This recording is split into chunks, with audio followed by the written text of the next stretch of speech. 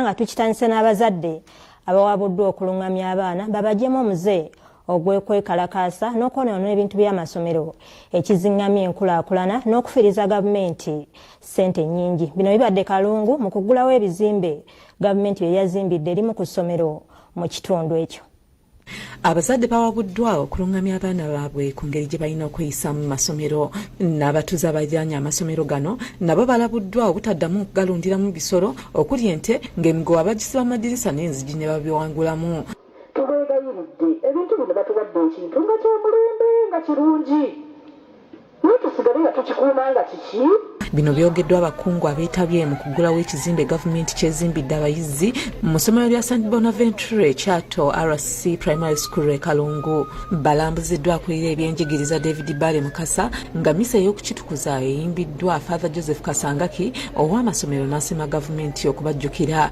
Tubeebaza nnyo mwenna abali ku nsonga eyo sebokaawo etiimu yonna ate n'abeeducation kulu Bale mwebali nnyo mwebalire ddala okulaba nti ekizimbe kino kibeerawo. Director Honor Coping Uganda Limited Martin Robert Rubinga akikwasiza abakulu nga kimazeewo obukadde 74 n'abakakasa nti batuukiriza byonna ebyakkaanyizibwako. Nsaba okubakwasa ekizimbe kino ekitongole ng'omwakinka okutandika okukizimba bakakasa ekizimbe kino kiri mu mbeera nnungi era kigumu bulungi. DEO Bale n'amyuka RDC Hajat Nanyanzi balungamiza abazadde nti amasomero agabazimbibwa gaabwe ng'abaana bwe bagoonoona mu kwekalakaasa babeera ng'abatemi emiti kwe batudde. Olwaleero abazadde tukoze omulimu ogusembayo okuba omubi nti abaana baffe tubakkiriza ne bayonoona ebirungi senga gavumenti bwe tuleeta mu bitundu. N'ebino ebintu by'abaana baffe.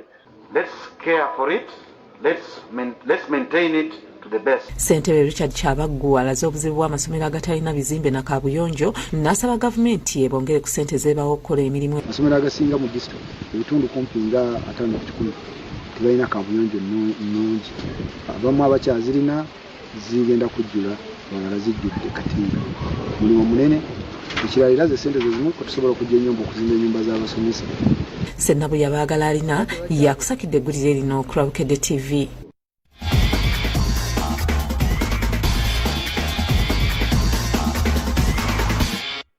Webale kubeera ng'oli ku Bukedde TV1 atulaba olunaku luno olwaleero gano ge by'emizannyo agataliiko mu Ttuntu yenze Mpagi Farid nga tutandikiddeko mu liigi y'eggwanga erya Uganda eya Uganda Super League egenda kuddamu olunaku luno olwaleero era nga emipiira 5 gye gigenda okuzannyibwa ku bisaawe eby'enjawulo ogusinze okwesungibwa abawagizi mu ggwanga erya Uganda gwe gugenda okubeera ebbombo nga ttiimu y'abakulu bano aba Sports Club Villa bakyaziza Kampala State Council abakulembedde liigi y'eggwanga erya Uganda. Katugendeyo tulabe emipiira gino nga bwe gigenda okuzannyibwa.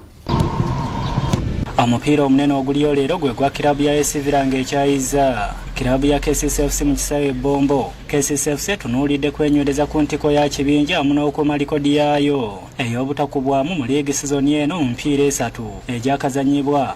Omupiira genda kubeera muzibu. AS Villa etandise bulungi epiikinza ku points babadde bateeba amagoolo so bajja ne confidence biri ebya history bagenda tugenda birowoozaako tugenda kulowooza ku kiriwo kati. Yo AS Villa enoonya buwanguzi bwako biri mu liigi sizoni eno wabula nga yakubiddwa URFC ku ggoolo 2-1 mu mupiira ogusembyeyo. Niffe era tugenda kuba nti no tukorekitinze kubanga mupiira gyo oguwedde twalinamu some weaknesses zetugezezaako okutereeza era ndowooza approach yaffe egenda kubeera yanjawulo. Abalala abazanya leero Bright Stars FC ne Mid FC, Bull FC ne URFC, Ondupalak FC ne Wakiso Giants FC mu Arua ng'ate Police FC ekyaza Busoga United erugogo. KCCFC kulembedde leegi n'obonero 9 ng'ebwenkanya ne UPDF FC. Police FC erina 7, URFC erina 5 nga AS Villa erina obonero 4 mu kifo ekyokutaano.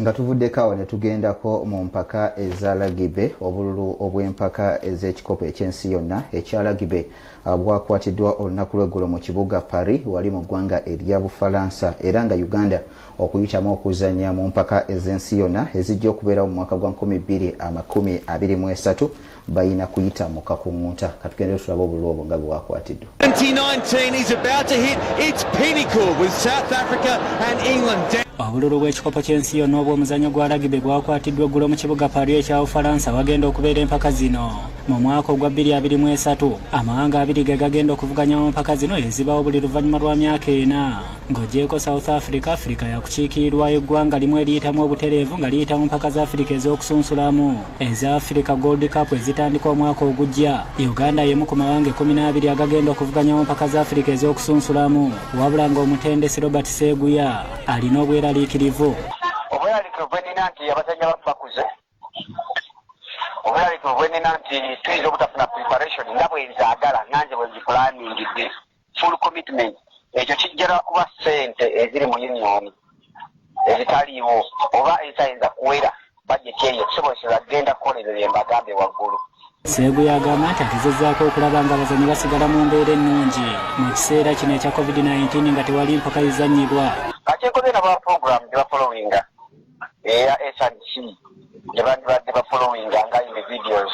Tiimu ewangula empaka za Africa eza Africa Gold Cup eyita mu butereevu okwetaba mu mpaka za Rugby World Cup ng'ekwata ekyokubiri egenda mu mpaka z'ensi yonna ez'okusunsulamu. Singa Uganda eyita mu butereevu okwesoga empaka za Rugby World Cup yakuyingira ekibinja ekisooka omuli New Zealand, Bufalansa, abategesi Italy n'eggwanga eddala okuva mu ssemazinga wa America. South Africa be balina ekikopo kino kye baawangula omwaka oguwedde nga baakuba Bungereza ku ggoola 3-2 ku 12 ng'empaka zaali mu ggwanga lya Japan.